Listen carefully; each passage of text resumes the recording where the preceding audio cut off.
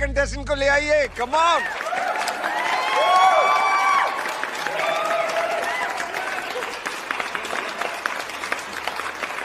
नमस्कार मैडम जी।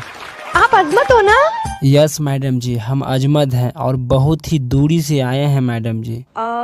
आप मुंबई में रहती हैं या मुंबई ऑडिशन देने आई हैं? मैडम जी, मेरी इतनी औकात नहीं है कि मैं इतनी बड़ी शहर मुंबई में रहूंगा। मैं तो बिहार के छोटे से जिले पटना का रहने वाला हूँ। आप यहाँ क्या करने आए हैं? सर जी, आज मुझे यहाँ आने का कुछ और ही मकसद है। मतलब यही है मैडम जी, मेरा एक अच्छा खासा दोस्त था जो कि आज वह पागल हो गया है। अरे बाप रे, कैसे हुआ ये? सर जी, अब इसके बारे में मैं क्या बताऊं। लोग कहते हैं कि घर का जो पारिवारिक समस्या होता है वह किसी दूसरे के साथ शेयर नहीं करना चाहिए, लेकिन मैं चाहता हूं सर कि जो हमारे घर एवं दोस्तों के साथ जो घटनाएं हुई है ना, मैं लोगों के साथ शेयर करना चाहता हूं ताकि उनके भी साथ ऐसा घटनाएं ना घटे।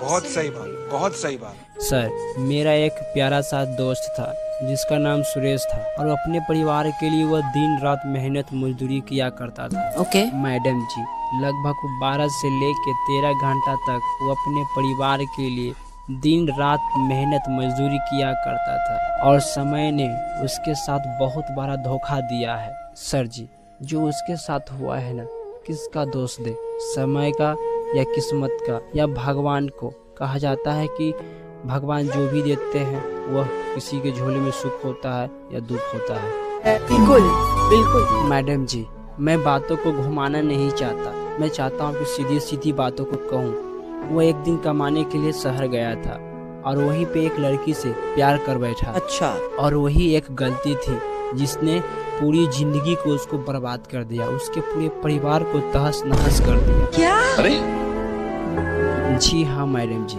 और यह कोई मैं कहानी नहीं बना रहा हूँ, जो हमारे गांव समाज में घटी घटनाएं हैं उसी को मैं आप लोगों को बता रहा हूँ। और यह जो बातें हैं ना, ये खुद मेरे दोस्त के साथ और मेरे परिवार के साथ घटी है, जो मैं आप लोगों को मैं बता रहा हूँ। सही बात है। और मैडम जी, उस लड़की के माता पिता के बिना मंजूरी के उसे भगाकर गांव को ले आता है। आई एम सॉरी, ये गलत बात है। और सर, उस लड़की के साथ शादी करना चाहता था और एक नए जीवन का शुरुआत करने के लिए चाहता था, लेकिन मेरे दोस्त के परिवार वालों को यह मंजूर नहीं था और न ही उस लड़की के परिवार वालों को यह मंजूर था। क्यों? क्योंकि सर, मेरा दोस्त और वह लड़की दोनों अलग अलग कास्ट के थे, इसी कारण से उनके परिवार वाले शादी करने के मंजूर नहीं थे। ओके। और मैडम जी, हमारे दोस्त के परिवार वाले उसे समझा रहे थे कि बेटा, यह लड़की तुम्हारे लिए सही नहीं है, इससे बेहतर तुम्हें लाकर दूंगा, क्योंकि शहर वाले गांव में के लोगों को पसंद नहीं थे। और सर, गांव वाले तो बहुत ही भोले भाले होते हैं, बस उन्हें तो संस्कारी और नेक दिल वाली एक इंसान लड़की की जरूरत होती है जो कि हमारे भारतीय संस्कृति का पालन कर सके। और शहर में तो वहाँ का खान पीन और पहनावा ही कुछ अलग होता है जो हमारे भारतीय संस्कृति से विरुद्ध होता है। वहाँ के लोगों का चाल चलन कुछ अलग होता है जो कि हमारे गांव के वाले के लोगों को पसंद नहीं था। सही बात है। उस लड़के ने उस लड़की के साथ मिलकर वह अपने परिवार वाले को ही फंसा देता है, क्योंकि उस लड़की के पिता ने मेरे दोस्त के ऊपर केस कर बैठते हैं और इसी कारण में उसके माता पिता और भाई जेल में चले जाते हैं।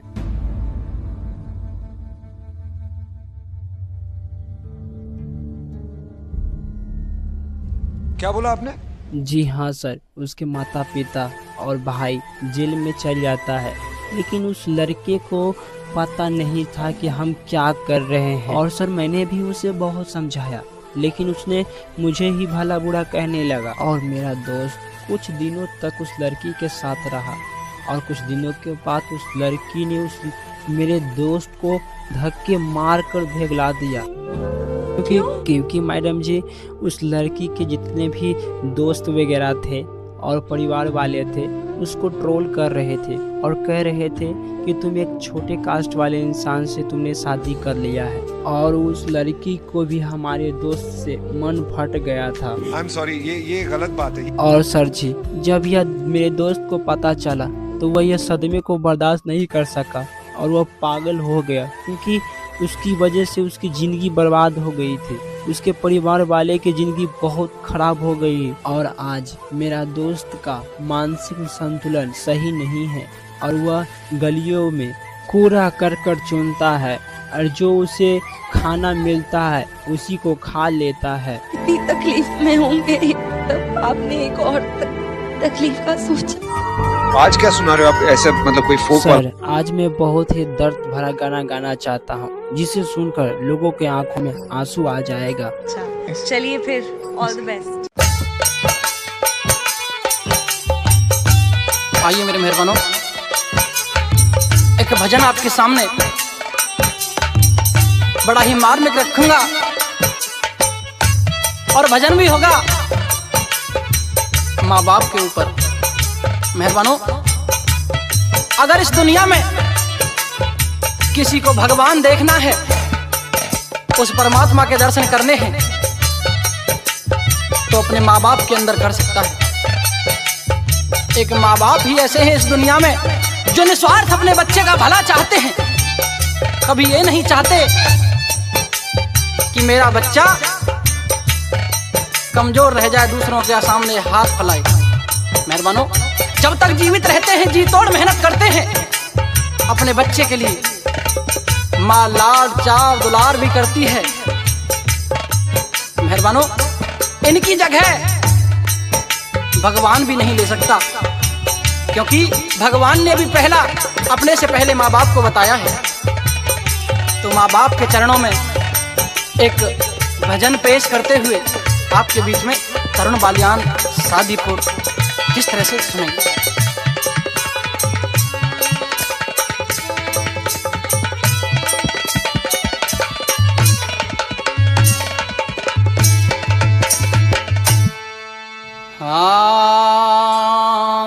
ना इनसे बढ़ के तीरथ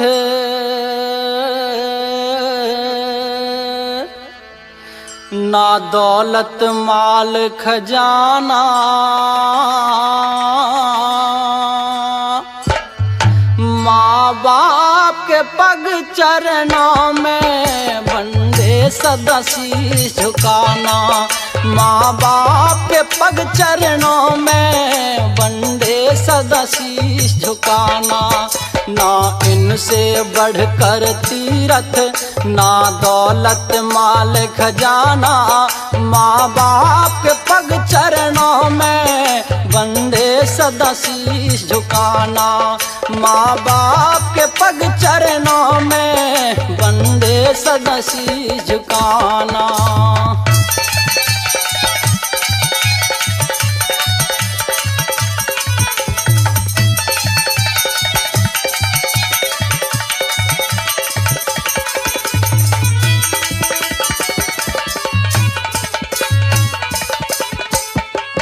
नौ मास गर्भ में माने बंदे तेरा बोझा ढोया, तुझे गोदी ठा पुचकारा जब जब भी तू कभी रोया।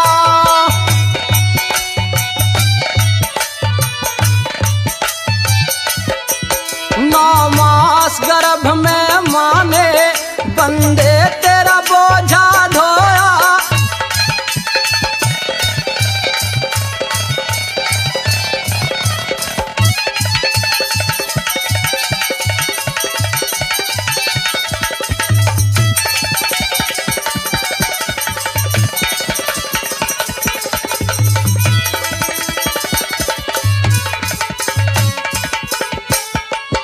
तुझे उंगली पकड़ चलाया दिखलाई दुनियादारी।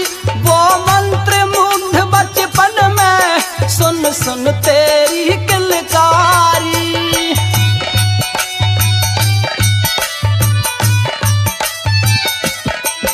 तुझे उंगली पकड़ चलाया दिखलाई दुनियादारी।